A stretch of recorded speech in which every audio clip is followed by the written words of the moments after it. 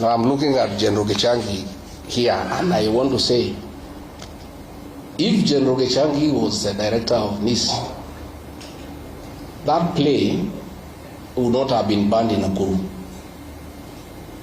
if it had to be banned. Because it came all the way from the sub-county, nobody noticed. It went to the county, nobody noticed. It went to the region and it became number 3, nobody noticed. They only noticed about it in Nakuru, in the finals, because of a failed intelligence system. You know, that will not happen.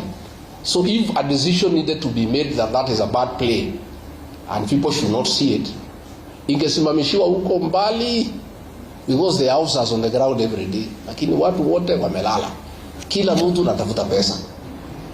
Hii serikali ni ya biashara. Watu ya intelligence wanatafuta biashara, watu ya polisi wanatafuta biashara, rais mwenyewe anatafuta biashara. Sasa, you know, these are things that would make Mwai Kibaki turn in his grave. You know, tuko na shida kubwa, lakini Mungu anatusaidia. So Jacob Haji, we are forming a political party in May. Tutatangaza, we look for a way to work with the Democratic Party. We would like to be associated with Mwai Kibaki and what he achieved. Wacha ni introduce huyu Ketu Arugoro, simama pigia makofi. Huyu mrembo ya